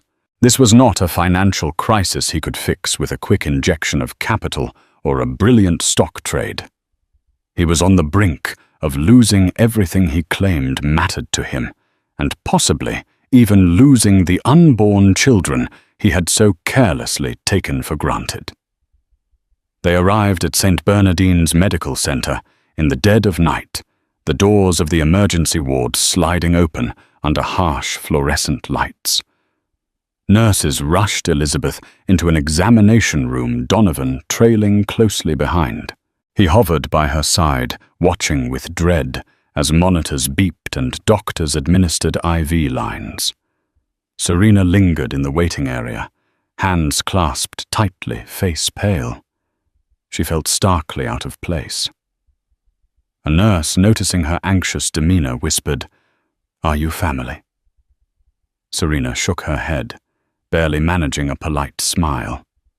She took a seat, struggling with a mix of guilt, fear, and resentment. Resentment toward Donovan for putting her in this humiliating position. Guilt for playing a role in what might be a catastrophic medical emergency. Inside the examination room, the obstetrician delivered cautious news. Elizabeth was having contractions prematurely, possibly triggered by emotional stress. The babies were at risk if her blood pressure didn't stabilize soon. Donovan felt a crushing weight. This was the real consequence of his duplicity. Not just an angry spouse or a ruined social reputation, but the potential harm to innocent lives. With quiet efficiency, Elizabeth was transferred to a private room in the maternity wing. Donovan sat by her bedside, stroking her hand, feeling both helpless and regretful. He tried to speak to offer some comfort, but Elizabeth flinched away. Her eyes flickered with pain and betrayal. She was a woman who had given her heart, body, and trust to a man who'd taken all three for granted. Hours crawled by. The hospital's white corridors and antiseptic odor provided the backdrop for Donovan's introspection. He had always prided himself on having control over markets, over deals, over his life's narrative. Yet here he was, powerless. In the waiting area, Serena wrestled with her own turmoil. She texted a friend. Stuck at a hospital. Disaster night. Call you later. She couldn't bring herself to leave. A part of her needed closure, needed Donovan to acknowledge her. But as dawn approached, she realized how naive that longing was. She overheard bits of conversation between nurses. Elizabeth was stabilized, the twins appeared unharmed for now. But the emotional damage was incalculable. Eventually, Donovan emerged from Elizabeth's room, dark circles under his eyes. He approached Serena, who stood up hastily, her posture stiff. In the empty corridor, they exchanged hushed words. "Are you okay?" Serena asked, her voice trembling with concern. "Not really." Donovan admitted, his tone frayed. "Elizabeth's resting now. The babies seem to be okay, but it was close. I can't." He swallowed, unable to complete the thought. Serena nodded slowly, tears threatening to spill. "I didn't want this to happen." Donovan let out a shaky breath. "Go back to the mansion, or a hotel. I'll make arrangements for you. But I can't leave Elizabeth." Serena searched his face, hoping for some signal that their relationship mattered. Instead, she saw a broken man, guilt-ridden and desperate to cling to his wife and unborn children. Words felt futile. She only managed a nod before turning to walk away, the corridor lights flickering overhead like a silent judgment. In that moment, Donovan understood that the life he thought he could compartmentalize was shattered. There would be no neat division between his respectable existence with Elizabeth and his clandestine affair with Serena. Everything had collided, and the fallout would test every inch of his fortitude and Elizabeth's. News travels fast in privileged circles. By mid-morning, Elizabeth's parents, Andrew and Caroline Radcliffe, arrived at the hospital in a flurry of concern and indignation. Caroline, her posture ramrod straight, confronted Donovan in the corridor. "You liar!" she hissed, jabbing a finger at his chest. "You made promises, Donovan. My daughter's life and the lives of my grandchildren are at risk because of your disgraceful behavior." Andrew, a gentle man by nature, seemed older and more frail than usual, grief etching lines across his face. "I trusted you," he said softly, his voice laden with disappointment. "You were the one who insisted on waiting for children until you were ready to be a father." And now this Donovan bowed his head, too ashamed to meet their gazes. "I'm sorry," he murmured. "Truly I am. Nothing I say will justify what happened." Caroline gave a scornful laugh. "That's about the only honest thing you've said so far." With Elizabeth stable but emotionally shattered, the medical staff advised minimal stress to prevent another crisis. It was agreed that for now, Donovan could stay at the hospital. He was, after all, Elizabeth's next of kin, but the Radcliffes made it clear they'd watch him like hawks. Every hour, Donovan checked in on Elizabeth, who maintained a stony silence. She gazed out the window, tears occasionally sliding down her cheeks. Sometimes Donovan tried to hold her hand or whisper an apology. Each time, she pulled away.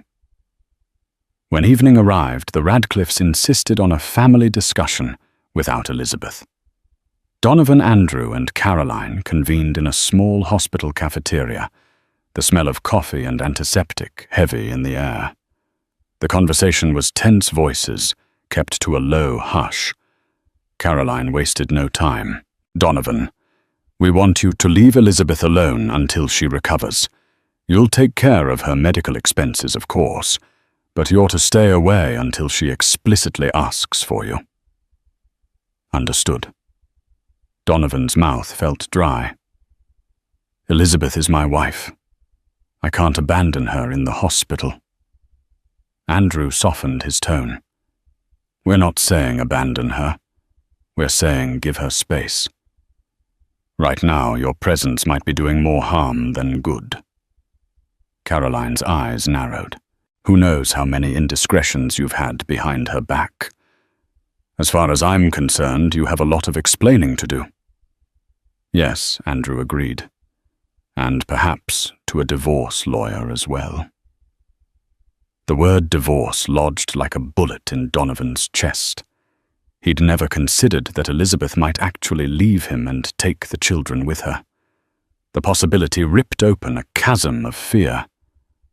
At that moment, Donovan realized how precarious his entire empire was. Losing Elizabeth didn't just mean losing the facade of a happy marriage. It could also mean losing the moral anchor that had partially legitimatized his high society persona. Without Elizabeth, Donovan Pierce was just another scheming, heartless tycoon with questionable ethics and no family to give him depth or redemption. "Please," he murmured, voice raw.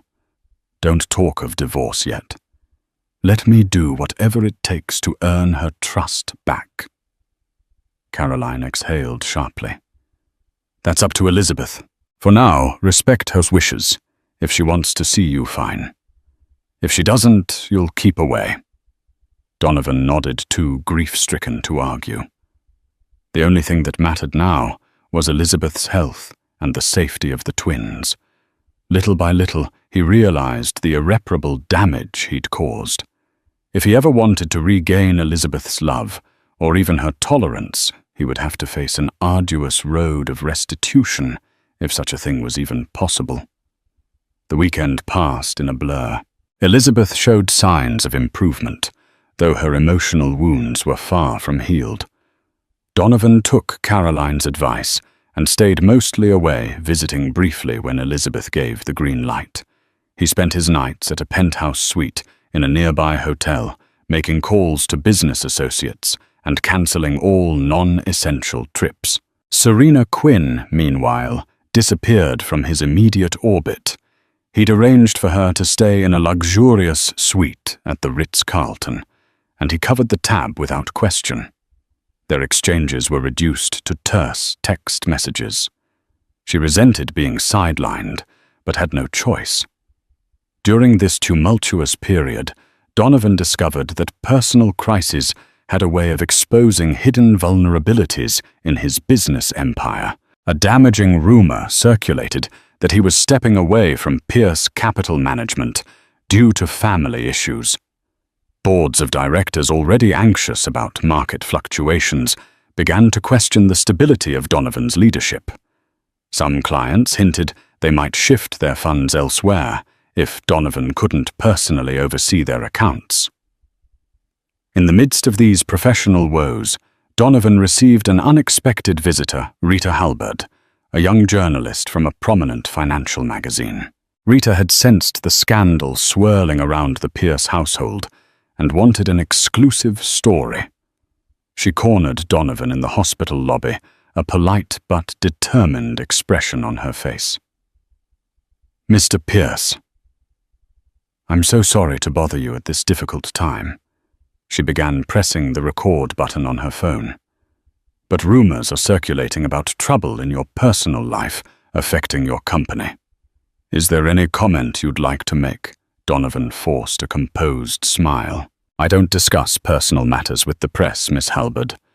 My family is my priority right now. Pierce Capital Management remains fully operational." Rita persisted.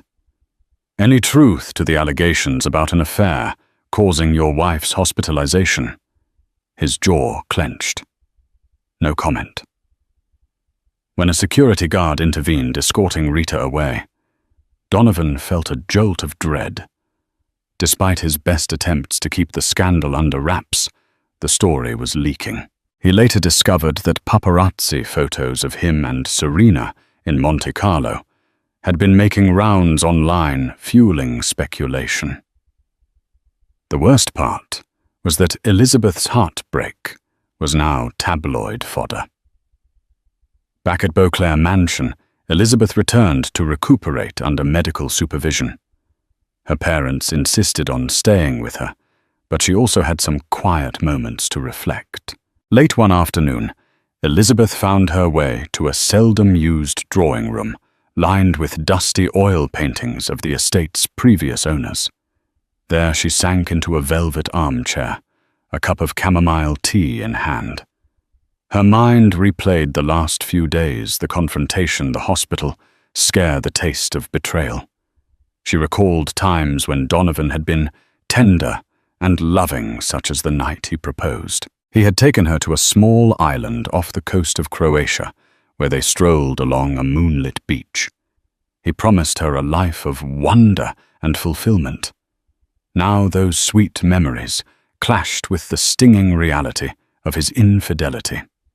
She wondered if she had been naive, ignoring subtle warning signs all along. The late-night calls, the new cologne that smelled nothing like Donovan's usual preference, the random missing hours he could never fully explain. Perhaps she should have confronted him sooner. Perhaps she should have demanded he slow down, focus on their marriage before it was too late. But regrets, she realized, could never undo the present. In a small burst of determination, Elizabeth pressed a hand against her belly. The twins moved gently, as if sensing her emotions. She whispered, "We'll be okay. With or without him, we'll make it." For all her heartbreak, Elizabeth realized she wasn't powerless. She had the children to think about, and her own dignity. If Donovan thought he could just walk in and out of their lives at will, he was mistaken. Serena Quinn, temporarily sequestered in the Ritz-Carlton, found that the novelty of plush robes and room service quickly waned when tethered to a scandal. She felt like a caged bird, feeding on scraps of reassurance from Donovan's sporadic texts. "We'll talk soon," he would say, or "Need time to handle family matters." Weeks ago, Serena would have found these messages acceptable, even promising. Now they felt dismissive. She resented being treated as an inconvenient afterthought. One evening, in a fit of frustration, she sought out an old friend in the city, a PR specialist named Miranda Vale. Over cocktails, Serena vented about her predicament, the broken promises, the mansion fiasco, and her uncertain future. Miranda listened with rapt attention, occasionally nodding or taking a sip of her martini. "You're so worried about Donovan's image," Miranda observed. "But what about yours? You stand to lose modeling contracts if this scandal blows up. Or you might actually use it to your advantage if you play your cards right." Serena bristled. She wasn't looking to become some gossip sensation.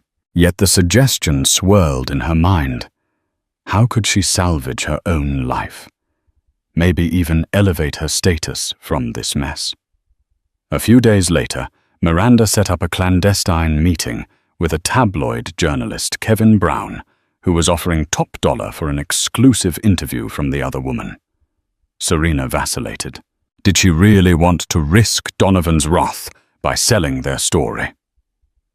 But the more Donovan ignored her calls, and the more anxious she felt about her livelihood, the more tempting the offer became.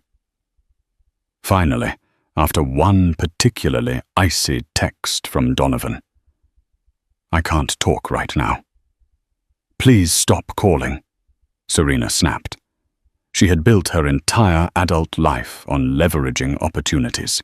Why should Donovan Pierce escape unscathed, preserving his marriage and reputation, while leaving her hung out to dry?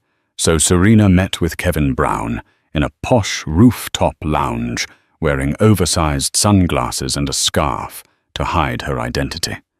She demanded a sizable sum for any details about her affair with Donovan Pierce. Kevin, practically salivating at the prospect of a sensational scoop, agreed. Over hours and multiple drinks, Serena spilled enough intimate details to fuel a front-page headline in every major tabloid. She revealed their first meeting in Monaco, the hush-hush texts, the gifts, the clandestine weekends. The only thing she kept vague was the fiasco at Beauclair Mansion. Some details, she reasoned, might prove too dangerous or humiliating if fully exposed.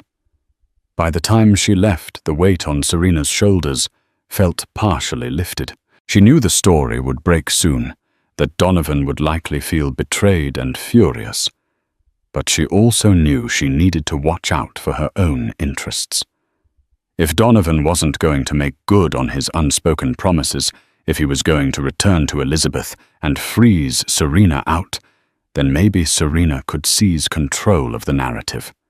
In a world where wealth and reputation meant everything public sympathy could be leveraged, perhaps in the end, she'd emerge from the scandal not as a regretful mistress, but as a cunning survivor.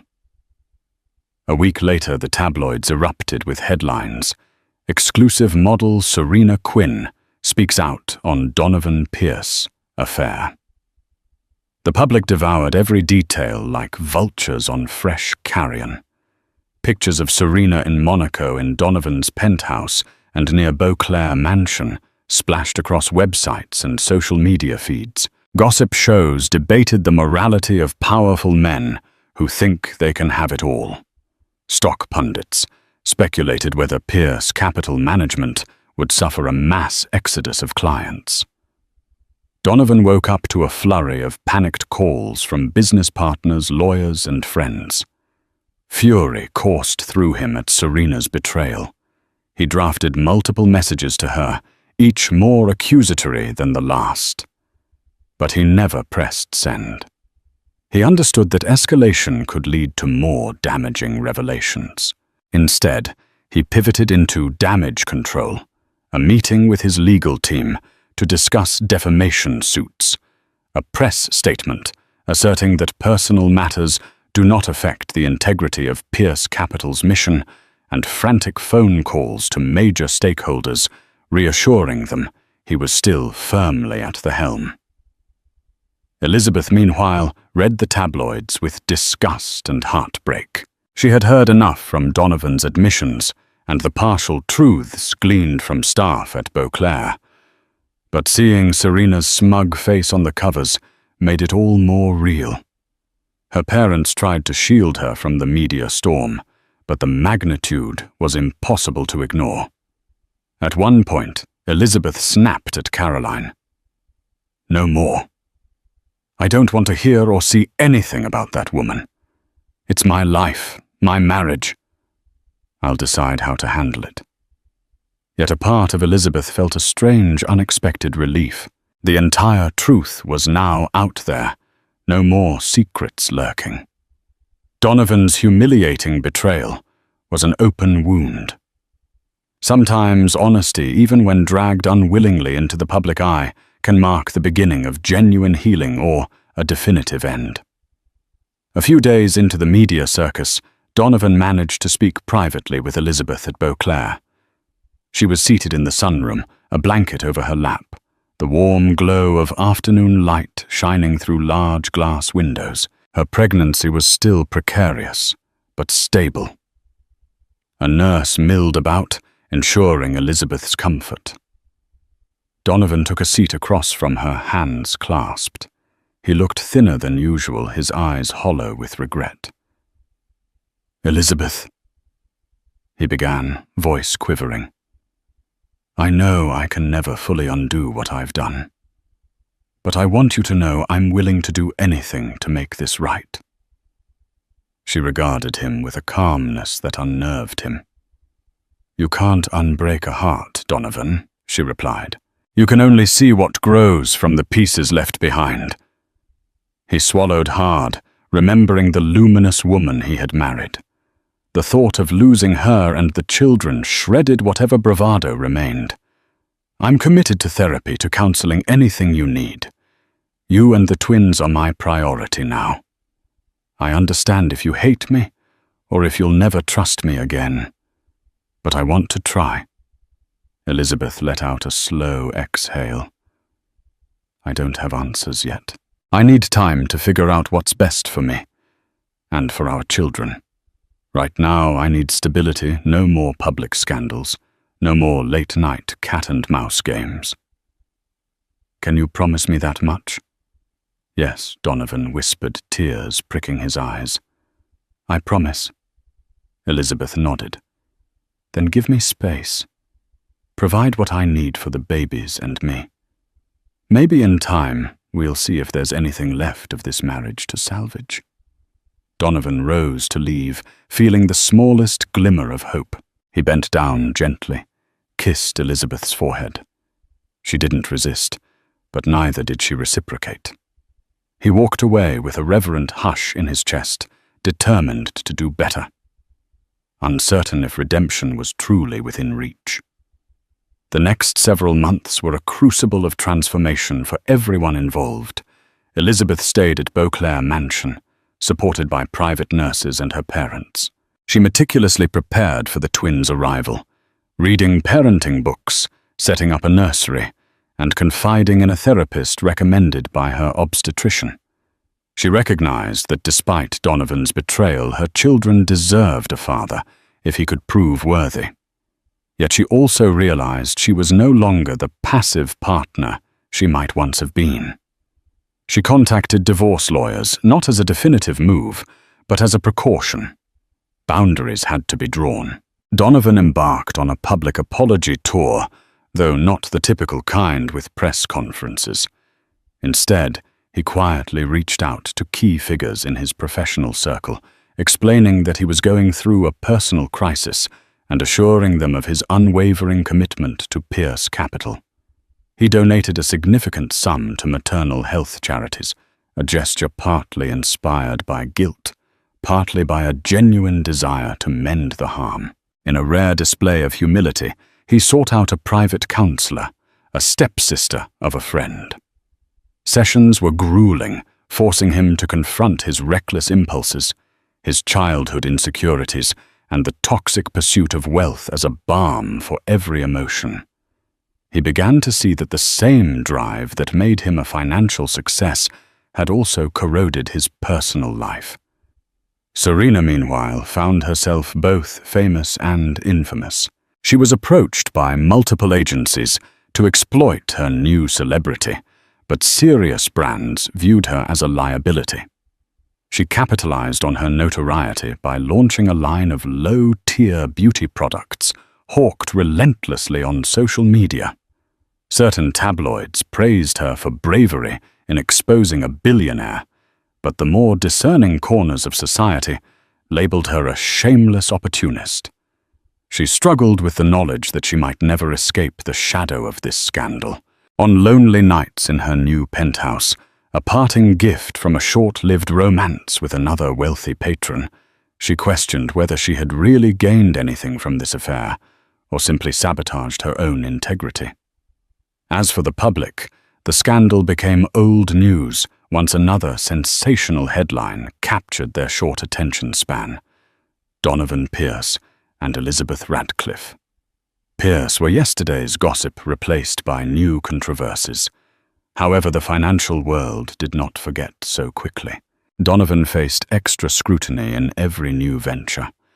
Some of his bolder clients grew leery, no longer seeing him as infallible. He moved carefully, treading water to maintain his empire's stability, while balancing the turbulent waters of his personal life. On a chilly December evening, months after the scandal first broke, Elizabeth went into labor. The staff at Beauclair hustled, calling the doctor and preparing to take her to the hospital. Donovan, who was in Manhattan finalizing a major business deal, was alerted immediately. Without hesitation, he dropped everything. He had a private helicopter on standby for emergencies, and this was certainly one. Within an hour, Donovan arrived at the hospital breathless and terrified. He found Elizabeth already in the delivery room, her face contorted with pain, her parents at her side. She spotted Donovan, and a fleeting look of relief crossed her features before another contraction seized her. All through the grueling hours, Donovan held Elizabeth's hand. Each time she cried out, he whispered words of encouragement, telling her how strong she was, how close they were to finally holding their children. If she bore any lingering resentment, it was eclipsed by the primal, overwhelming task of giving birth. At precisely 2:14 a.m., the first baby emerged a boy with tiny flailing limbs and a robust cry. The doctor smiled. "He's healthy," she announced, placing the newborn on Elizabeth's chest. A minute later, his twin sister followed, smaller but equally vocal about her entrance into the world. Donovan was unable to contain his tears as he beheld his children for the first time. He kissed Elizabeth's forehead, flooding with gratitude, regret, and awe all at once.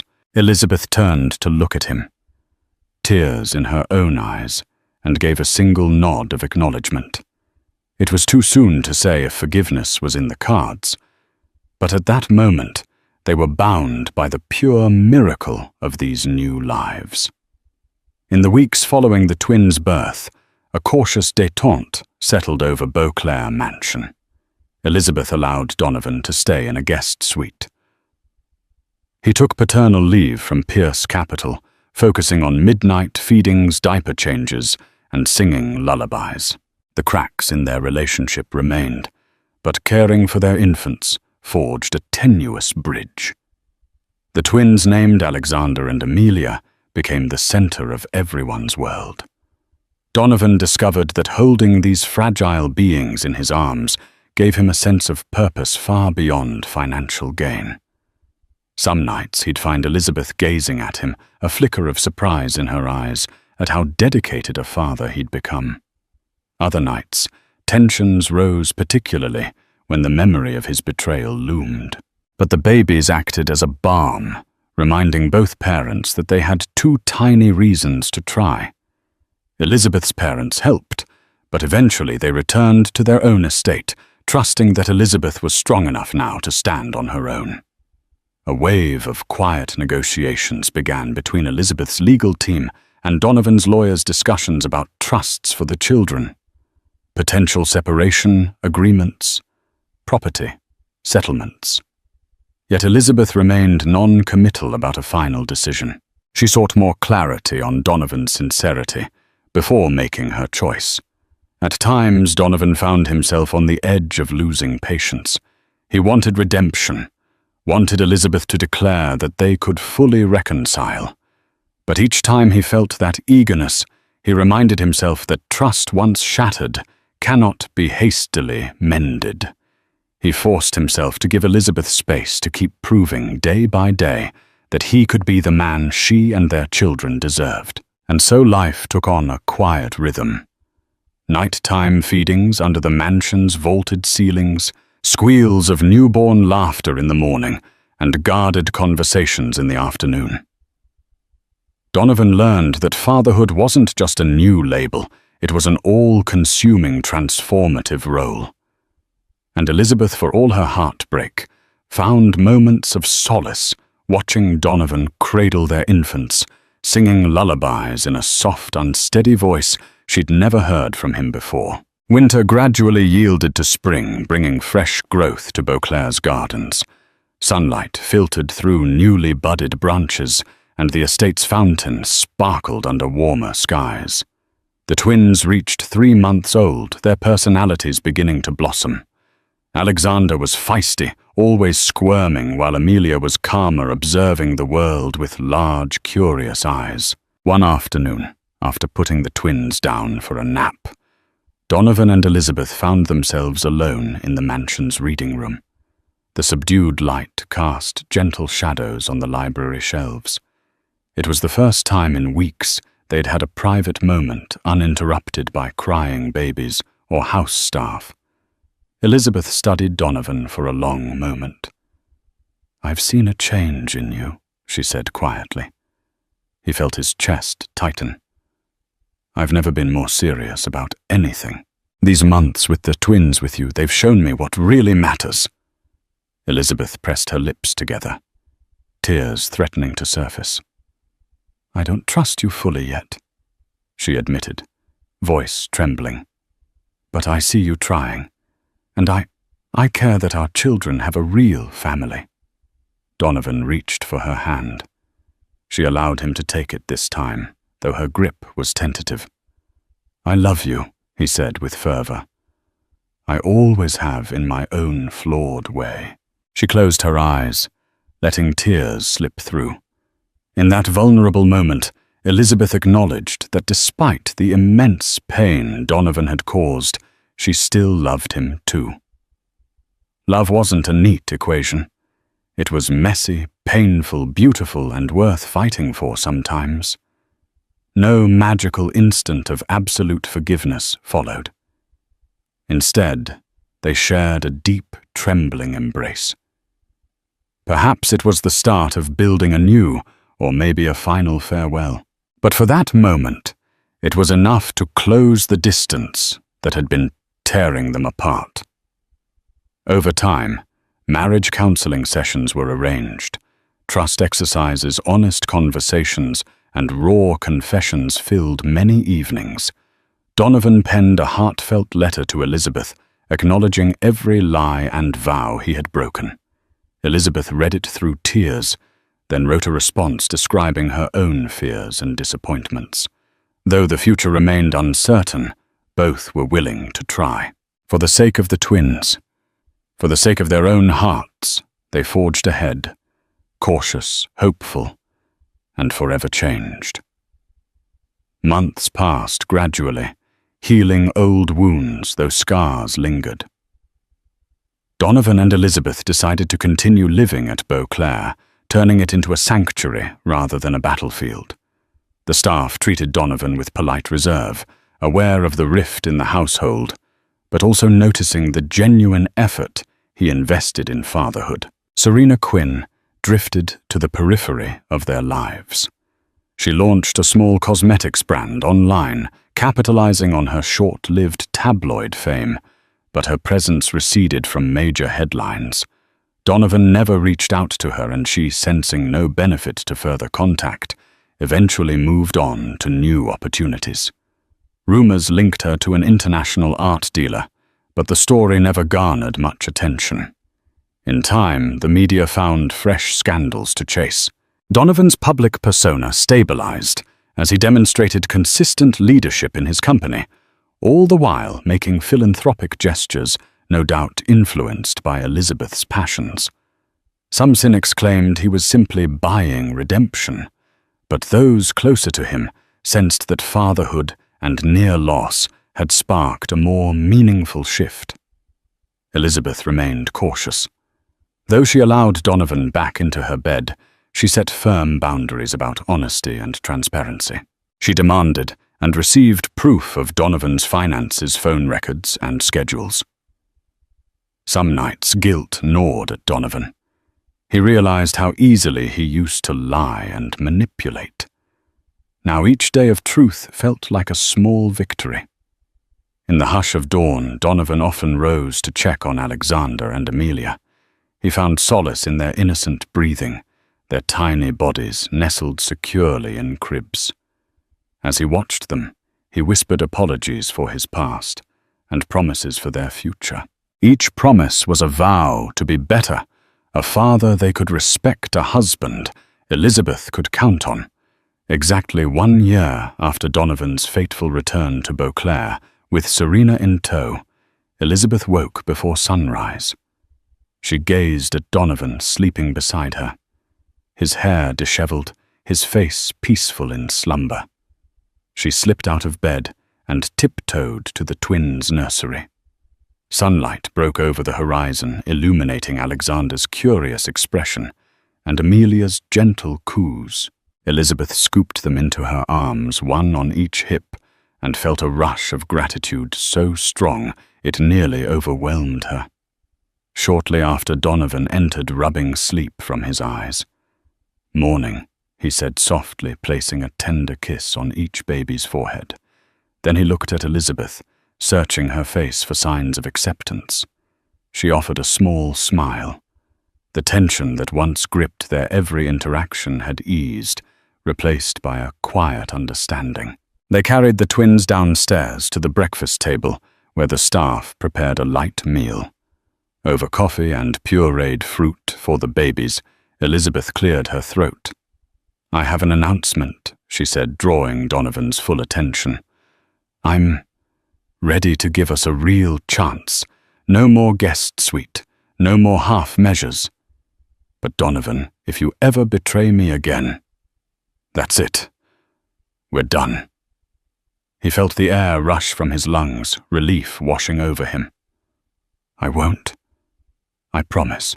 He reached across the table and gently squeezed her hand. Their eyes locked in a moment of unspoken agreement. Months of therapy, raw conversations, and unwavering devotion to their children had led them here, still bruised but willing to live as a unified family. The rebuilding process had been painstaking each day, a test of Donovan's sincerity and Elizabeth's capacity for forgiveness. In that single instant, they both chose hope over resentment, a future over a fractured past. From the brink of a devastating split to a fragile but genuine renewal, Donovan and Elizabeth's journey reminds us that no life is beyond repair, even in the face of betrayal, heartbreak, and public scandal. Sometimes the hardest lessons come wrapped in pain and regret, but it's how we grow from them that truly defines our story. Through newborn cries and sleepless nights, they discovered a new depth of love and unity, proving that second chances, while never guaranteed, can blossom if nurtured with honesty and perseverance. If this story moved you, if it made you reflect on the power of forgiveness, the complexity of desire, or the resilience of family, please share it with someone who might need the message. Don't forget to like, comment, and subscribe to our channel for more compelling stories that shine a light on the raw, dramatic twists of life. After all, every life holds a chapter that can inspire someone else's healing.